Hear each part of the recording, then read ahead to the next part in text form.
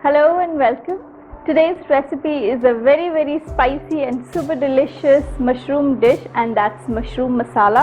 This mushroom masala is unlike the other mushroom masalas that you have tried so far because I'm going to make it spicy, delicious and quite rich. Quite a few ingredients that goes for mushroom masala. So I'm going to start with 1 teaspoon of cumin seed powder.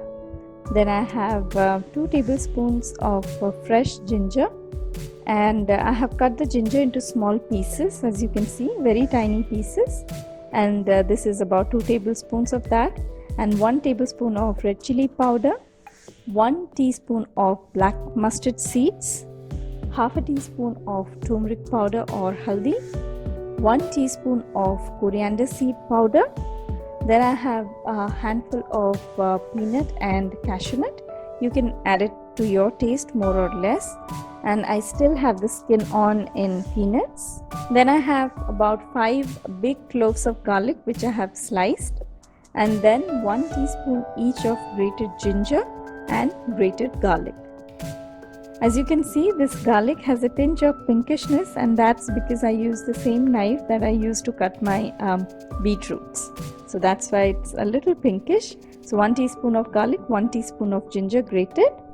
Then I have a handful of curry leaves and few green chilies, about 4 to 5. And then I have 1 big tomato which I have chopped finely, and 1 big onion which I have chopped finely. That's it. These are all the ingredients that we need. Apart from this, of course, we need some salt, and I'm going to make it in some vegetable oil. And then, since it's mushroom masala, I have here mushroom. This is half a pound of fresh mushrooms. I have washed it thoroughly and just cut into half. These were quite smaller mushrooms. If you wish, you can slice it thinly also. But since mushrooms really ooze out all the moisture and they shrink a lot, I prefer to have them in bigger chunks. So this is it. The next thing is to start cooking.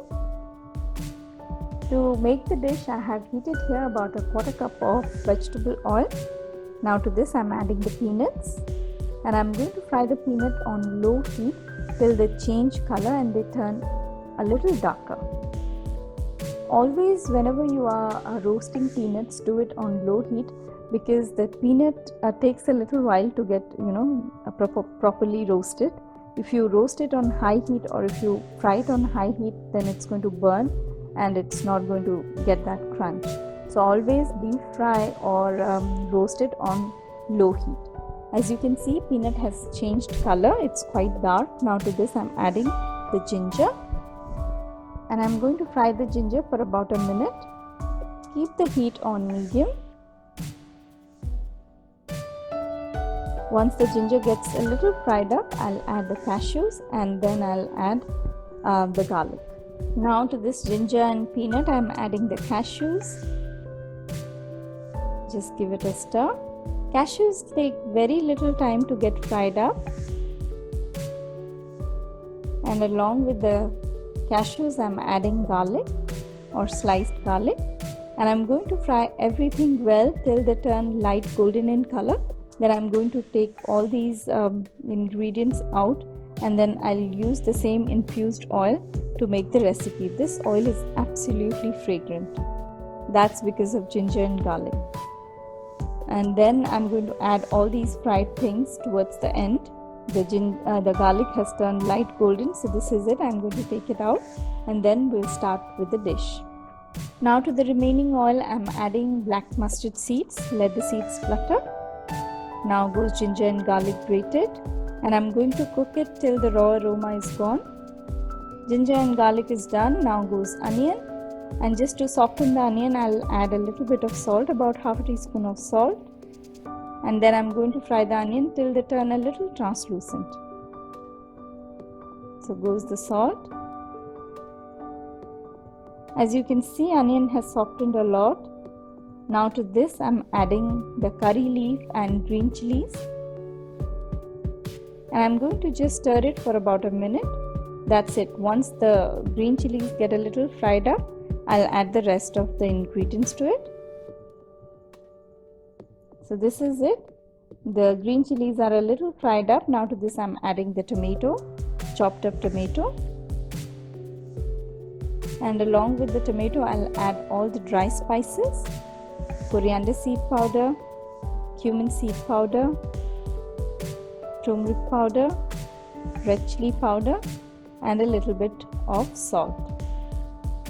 Give everything good mix, and now I'm going to cook this masala till oil starts to ooze out. Right now you can see this masala is quite dry, and I do not want to add any water to this masala, so I'm going to just cover the lid and let it cook on low heat for about 5 minutes covered, so that the tomatoes ooze out moisture and this masala will be cooked in its own moisture.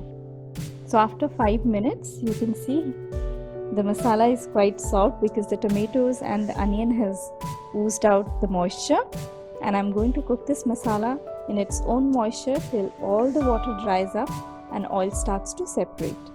You can see here masala is quite dry, so this is ready. Now to this I'm adding the mushroom, and then I'm going to just add a little bit of more salt, give it a good stir, and now you'll see the mushroom will ooze out so much moisture. It looks a lot of mushroom right now, but once it's done it's going to shrink. So give it a good mix. So it's well mixed. Now I'm going to cover the lid and let it cook on low heat for about 5 minutes. After 5 minutes this is ready. As you can see, mushrooms have shrunk a lot, and 5 minutes is enough for the mushrooms to get cooked through.